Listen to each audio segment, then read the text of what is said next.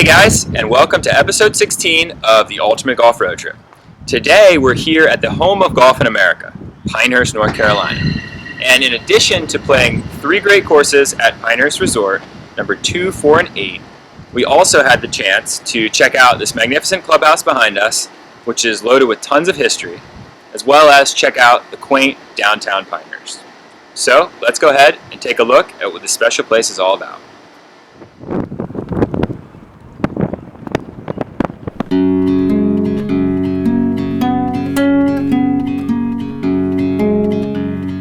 Tucked in the sandhills of North Carolina, you'll find the bustling Pinehurst Resort.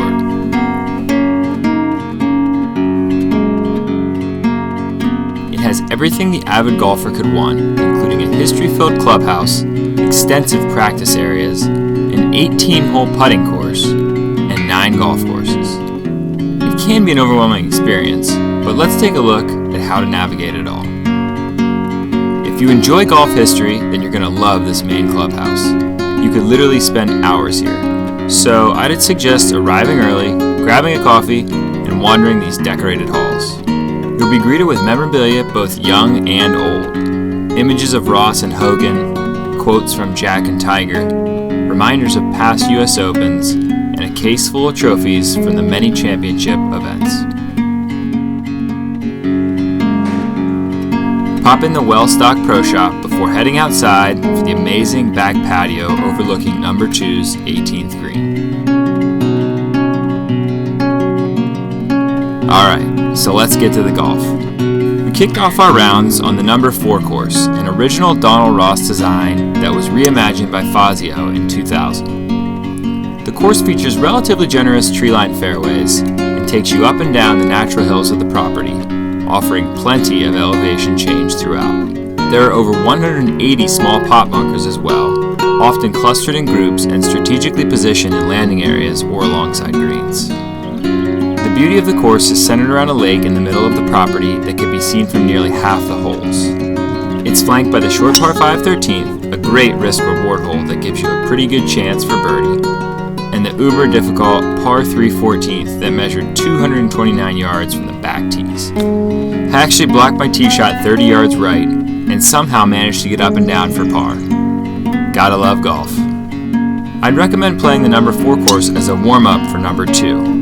A few fairways feature waste areas, while many of the greens are crowned with shaved runoff areas, very similar to that of number 2. They're generally not as severe though, giving you a chance to ease into this style of green. That advice is likely to hold even more true as architect Gil Hance will be leading a restoration project on number 4 in the fall to bring the course closer to the original spirit of Pinehurst golf. After a morning round on number 4, you can grab a quick bite from the Deuce Grill before heading over to the highly anticipated number 2 course. Number 2 is the crown jewel of the resort, and man is it good.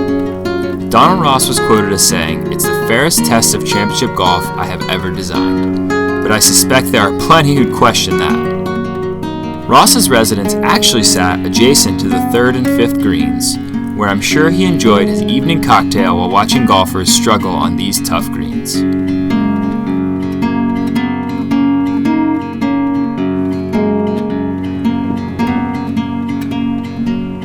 I was on the fence about taking a caddy, but man, I'm glad I did.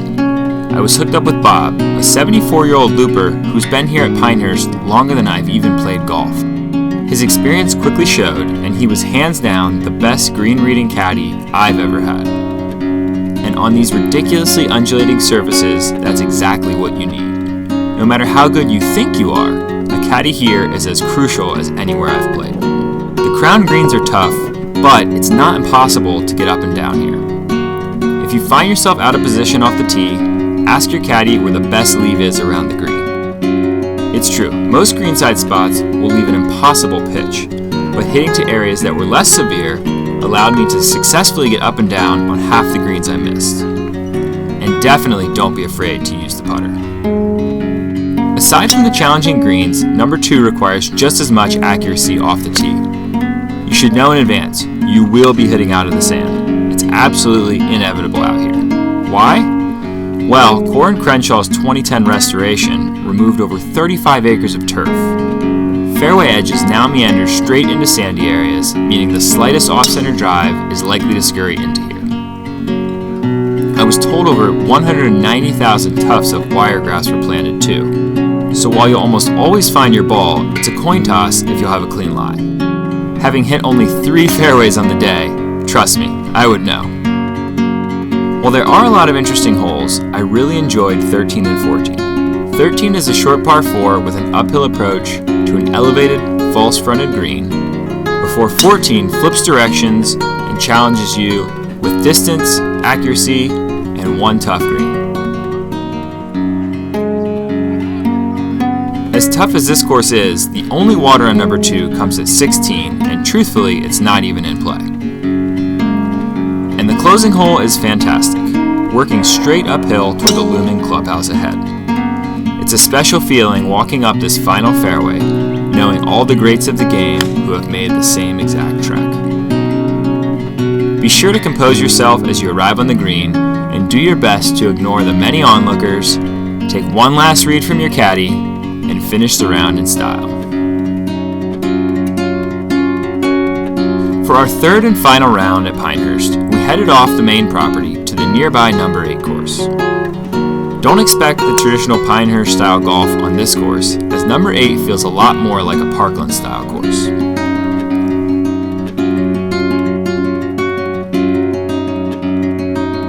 As you play your way through the front, you'll face plenty of tall pines and a few sandy waste areas throughout, but the elevation changes are what really keeps things interesting.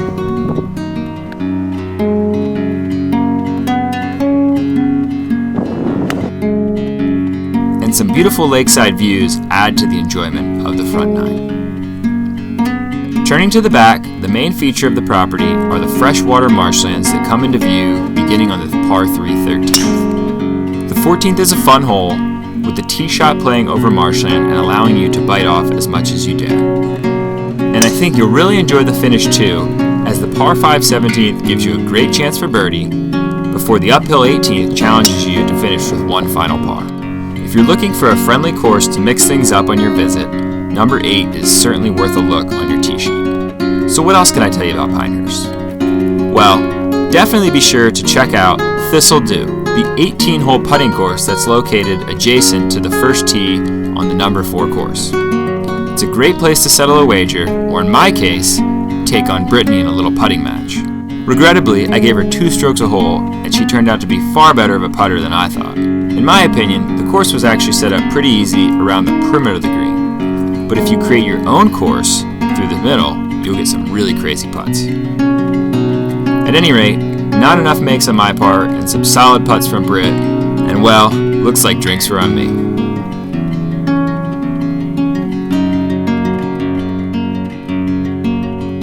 After you've had your fill of golf, make the short walk from the main clubhouse to downtown Pinehurst. The quaint streets are lined with shops, bars, restaurants, and both locals and golfers buzzing about. We chose Drum and Quill, which has a great outside area, perfect for post-round food and drinks. And if you're staying at the resort, that too is just a short walk down the road.